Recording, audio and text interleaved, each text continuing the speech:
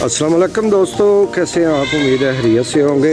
ले जी, आज Gotland farm लाला मुसा पर हाज़री हुई है, तो यहाँ पर डॉक्टर शुएब साहब हैं, इनसे ही चंद सवालात कर लेते हैं। और ये देखें, जैसा कि आप जानते हैं कि जानवरों का बिल्कुल शोर नहीं आ रहा, क्योंकि यहाँ पर सुकून है। ये देखें, जानवर बिल्कुल सुकून से हैं और यहाँ पर वर्कर्स की काफ़ी कमी थी। ईद के दिन है तो वर्कर्स सारे गए हुए हैं छुट्टी पर। तो आपको ये बात वाज़ेह करनी थी कि क्लोज़ फार्मिंग और ग्रेजिंग में क्या फ़र्क है।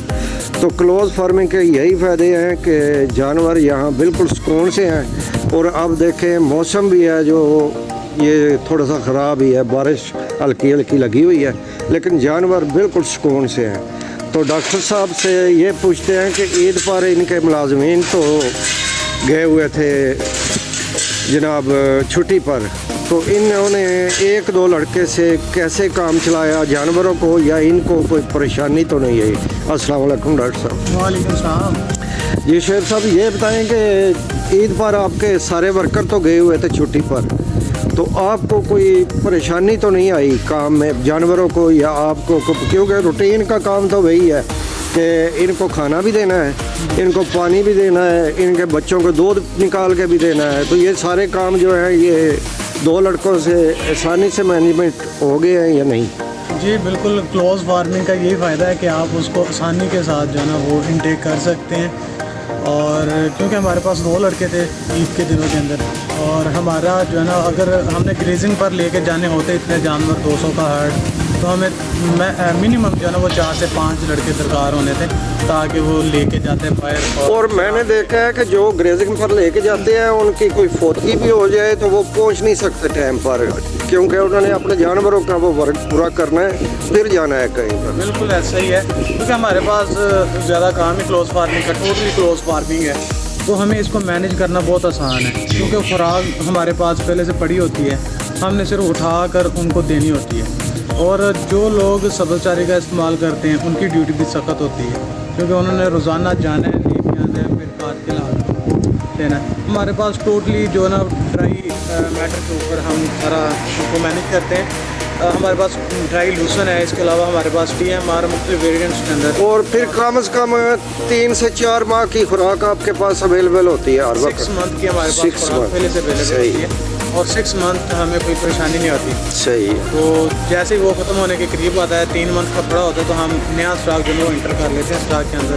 क्योंकि हमारा सेल का भी काम है, हमारे पास कह लें कि मिनिमम 6 माह और ज़्यादा से ज़्यादा साल का जो होता है ना हमारे पास स्टॉक पड़ा होता है। और इनको क्लोज फार्मिंग के अंदर गोट फार्मिंग को अगर आप सर्वाइव करवाना चाहते हैं तो फिर आपको ड्राई मैटर के ऊपर जाना पड़ेगा।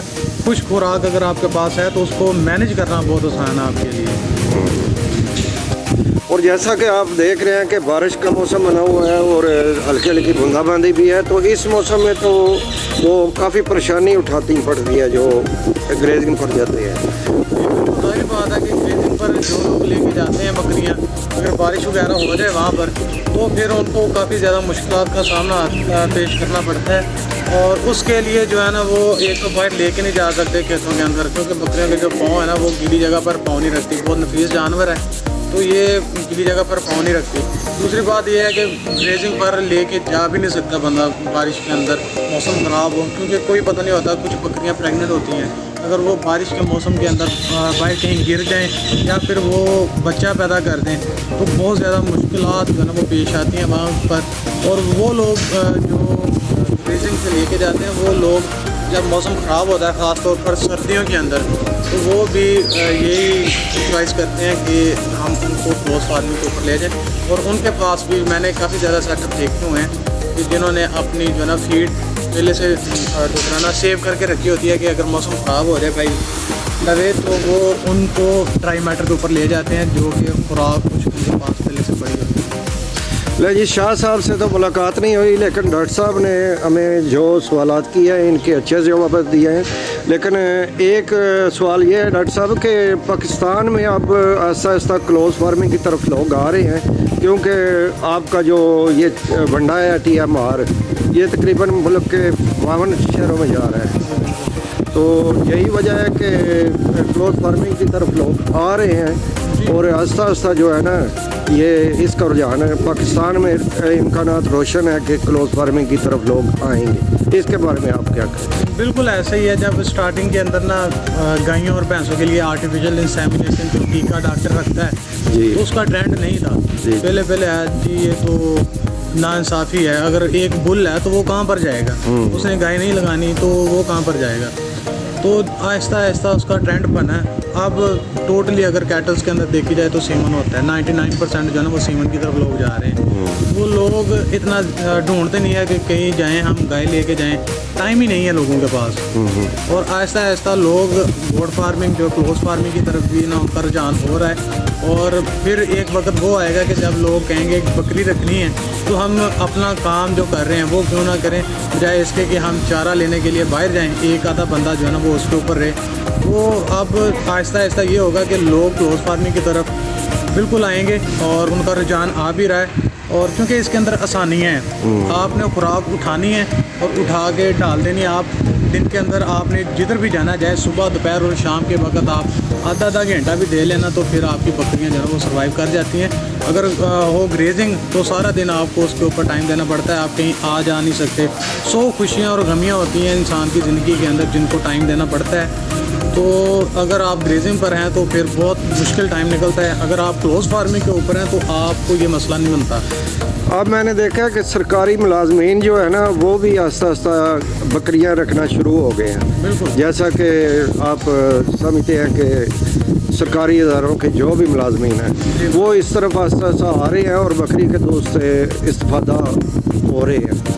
تو یہ آپ کے ٹی ایم آر کی صورت میں ہی ہوا ہے نا.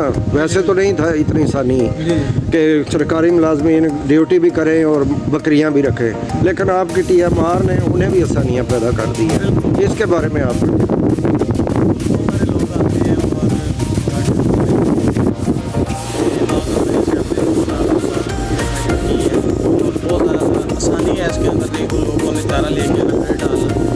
ٹی ایم آر ہے یا پھر اس کی ہے پڑی ہوئی ہے وہ اٹھا کر ڈال دینی ہے. اور ویسے بھی جو بکری ہے وہ سنت ہے. نبی کریم صلی اللہ علیہ وسلم نے جو ہے نا وہ بکریاں رکھی پالی اور انہوں نے بھی خشک خوراک ان کی پالی, کیونکہ عرب کے اندر کون سا سبزہ تھا, وہاں پر صرف جو ڈرائی میٹر ہی ملتا تھا ان کو. اور بکریاں جو ہے نا وہ اب بہت زیادہ آسانی ہے ٹی ایم آر کی وجہ سے. پاکستان کے اندر آپ مختلف شہروں کے اندر جاتے ہیں, مختلف ڈسٹریبیوٹر ہیں, وہاں سے آپ کو مل جاتا ہے ٹی ایم آر بآسانی. اور یہ ایک مکمل خوراک ہے جس کے اندر آپ کہہ لیں کہ 60% جو ہے نا وہ لوسن ہے اور 40% جو ہے نا وہ اجناس ہے. کیونکہ اس کے اندر ویریئنٹ ہیں, کسی کے اندر 60% اجناس ہیں, کسی کے اندر 60% جو ہے نا تو یہ ایک مکمل خوراک ہے. اور کیونکہ بکری کو نا وہ لوسن کی بھی ضرورت ہوتی ہے. اگر آپ کو لوسن نہیں ملتا تو آپ اگر ٹی ایم آر استعمال کرتے ہیں اس کے اندر لوسن بھی آپ کو مل جائے گا, اور گرینز جو ہے نا وہ بھی وافر مقدار کے مل جائیں گے. اور یہ مکمل خوراک ہے ٹی ایم آر, اس کا مطلب ہوتا ہے ٹوٹل مکس راشن, یعنی کہ اس کے اندر لوسن بھی آ گیا, آپ کی گرینز بھی آ گئے جو ون ڈے کے اندر استعمال ہوتے ہیں. نہیں جی, یہ تھے ڈاکٹر شعیب صاحب جو کہ پاکستان کے پہلے جدید فارم. یہ دیکھیں آپ شیڈ دیو ایکل شیڈ بنے ہوئے ہیں. یہ پاکستان کا پہلا جدید فارم ہے جس پر ڈاکٹر شعیب صاحب ہوتے ہیں. تو آج انہی سے ملاقات ہوئی ہے اور ان سے چند سوالات ہوئے ہیں. آج کے لیے اتنے, ملتے ہیں کسی اگلی اچھی سی ویڈیو میں. تب تک کے لیے اللہ حافظ.